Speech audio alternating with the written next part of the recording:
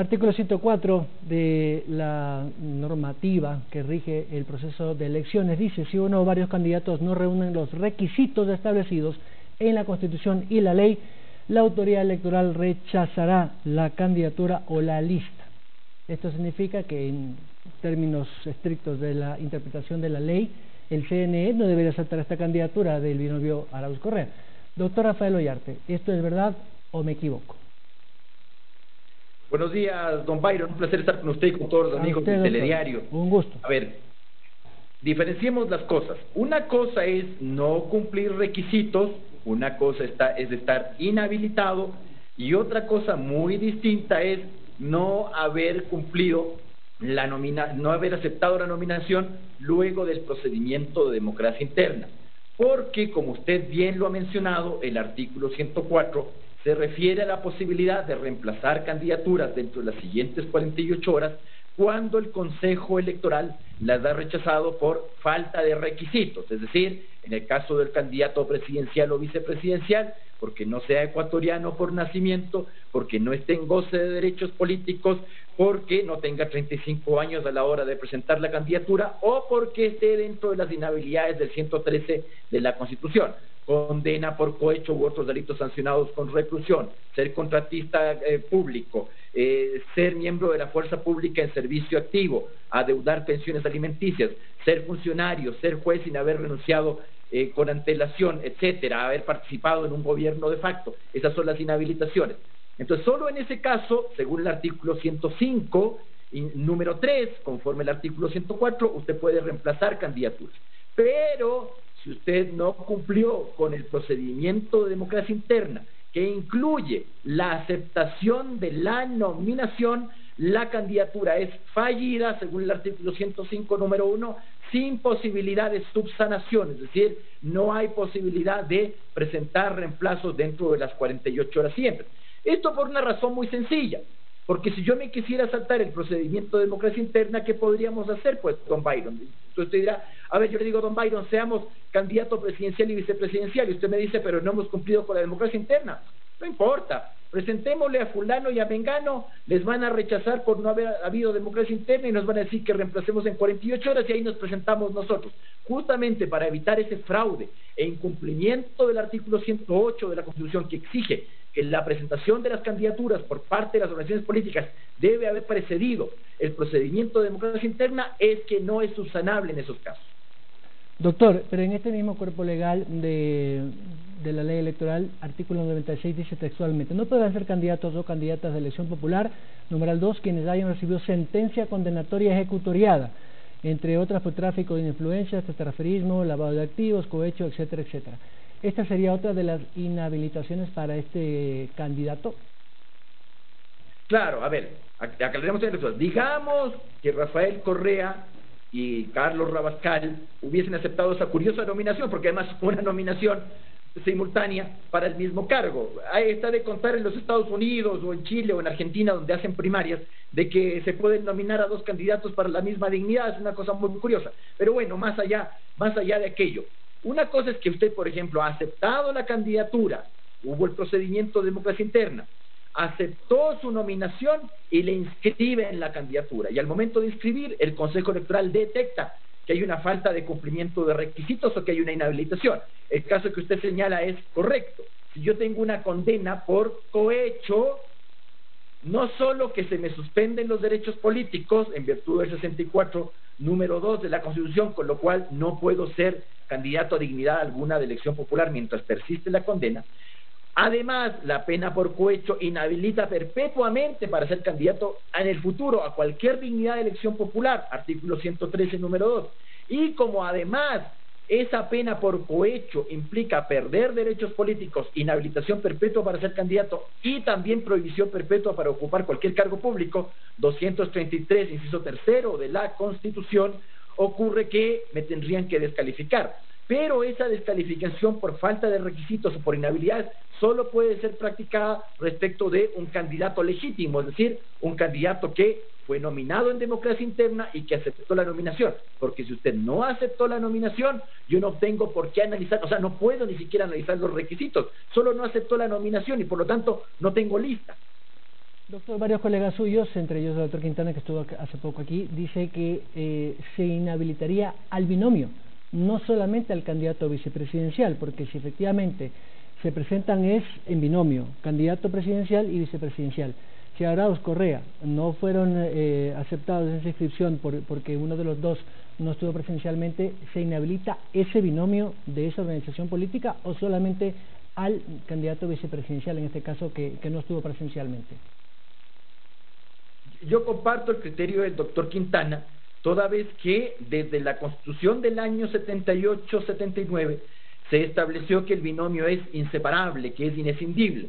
A ver, para los amigos que son más jóvenes, de hecho, los que han nacido luego del año 70 o han cumplido la mayoría luego del año 70, no recordarán que hasta la Constitución del 77 se presentaba por una parte el candidato presidencial y por otra parte el candidato vicepresidencial, lo que hacía que a veces se eligieran contradictores, por ejemplo, Velasco Ibarra y Zavala Vaquerizo, para evitar justamente que usted tenga un vicepresidente que no sea su colaborador o que sea derechamente su enemigo político. La Constitución del año 78 estableció que se deben presentar binomios inseparables. Por eso es que en la papeleta uno tiene los dos nombres, ¿no? Fulano y Perencejo, fulano candidato presidencial, Perencejo candidato vicepresidencial, pero uno solo tiene una posibilidad de marcar una rayita.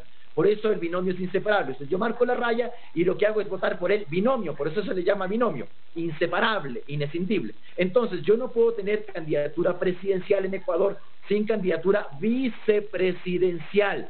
No es calificable una candidatura solo presidencial sin tener el vicepresidente de la República, porque además la Constitución establece cuál es la función del vicepresidente, que es reemplazarle al jefe del Estado en caso de ausencia temporal o definitiva. No podría entonces yo solamente tener un solo cargo. De ser rechazado porque han aplicado el 104 y el 105, valga la redundancia, los 5 consejeros del CNE, podrían apelar este binomio al Tribunal Contencioso Electoral y allí les podrían dar la razón, o el Contencioso Electoral no podría revocar esta decisión, no sé si de última instancia, del CNE como máxima autoridad electoral. Sí, el Consejo Electoral es la máxima autoridad administrativa en procedimiento electoral y sus decisiones son impugnables ante el Tribunal Contencioso Electoral. En el caso específico de las descalificaciones o rechazos de candidaturas, esas son decisiones sometibles al Tribunal Contencioso Electoral. Ahora, por supuesto que les pueden dar la razón, pero eso implicaría que estás dejando sin efecto el artículo 108 de la Constitución, los artículos 104 y 105, número 1 de la ley electoral, que estás dejando sin efecto los artículos 9 y disposición transitoria segunda del reglamento de democracia interna de las organizaciones políticas. No es que yo de poder impugnar puedo, pero otra cosa es que tenga la razón y que tenga fundamento para señalar esas razones. De hecho, el famoso tema que ha originado la discusión, que es la falta de aceptación presencial de la nominación de la candidatura vicepresidencial de Rafael Correa, es un tema que ya el Tribunal Contencioso Electoral puso en conocimiento de la Corte Constitucional. Ahora, el hecho de que la Corte Constitucional admita el trámite, un proceso como lo suele hacer en los casos de consulta de norma, no quiere decir que te van a decir que sí es inconstitucional. A mi juicio, la norma no es inconstitucional desde que la Constitución lo que establece es, primero, que las nominaciones deben provenir siempre de democracia interna. La ley corrobora esta situación indicando que si no hay democracia interna, la lista es rechazable sin posibilidad de subsanación.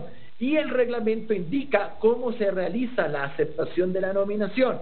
Tiene que ser de modo presencial e indelegable. Es más, la segunda transitoria establece cómo se acepta la nominación y dice que es en las oficinas, y lo dice así, en las oficinas del Consejo Electoral y en las oficinas de las delegaciones provinciales en el caso de candidaturas seccionales y de por el exterior en el consulado del Ecuador. Es decir, sí te dicen cómo se debe aceptar esa nominación, norma además muy vieja, todos la conocemos, es más, entiendo yo que quienes hicieron la norma deben conocerla mejor que uno, no te la vas a saltar, pues.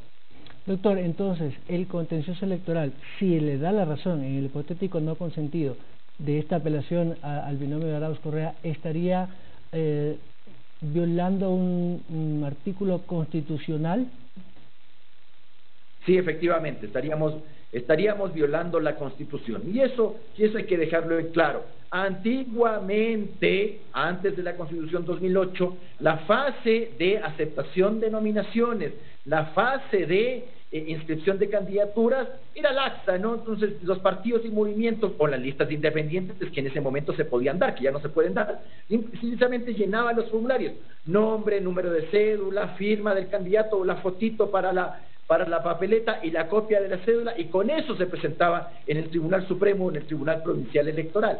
Con la Constitución 2008, para evitar el dedazo, esto es, que los jefes y los caciques, dueños de los partidos y movimientos, hagan de esta forma las listas de candidatos, además de una forma bastante penosa, pues, dame firmando. Para evitar eso, tiene que hacerse democracia interna, primarias, al menos un procedimiento de democracia interna, y tiene que haber aceptación de la nominación. Es una cuestión que se les ocurrió en Montecristi. Entonces, no podemos comparar estos procesos electorales que tenemos luego del 2008 a los que teníamos antiguamente, en los cuales la aceptación de candidaturas es una cosa simplemente de firmar el formulario. Ellos nos impusieron el tema de primarias o democracia interna y aceptación presencial de las nominaciones para así poder recién presentar e inscribir las candidaturas. Candidatura no aceptada previamente es candidatura no inscribible. Doctor, habrá que darles una dieta cognitiva adecuada con algunos textos recomendados por ustedes, juristas calificados, a los 5 consejeros antes de que entren a tomar su decisión, porque si no aplican la ley, creo yo que esa dieta cognitiva tan necesaria en estos momentos, más allá de las posiciones políticas, debe ser súper racional. Sí, a ver, no se trata de Rafael Correa, no se trata de fulanito o perencejo, no. Es aplicar la ley, nada está más. La regla, además, regla hecha por ellos mismos, ¿ya? Entonces no es posible que yo haga las reglas para el resto y no me las quiera aplicar a mí mismo. Sería grave que comencemos a hacer señalamientos tales como, es que yo invoco la democracia. Bueno, yo puedo invocar la democracia para saltarme todas las leyes. Doctor Rafael Ollarte, gracias por esa explicación tan clara y diáfana para poder entender estas interpretaciones jurídicas de la norma. Siempre un placer. Gracias al constitucionalista Rafael Ollarte.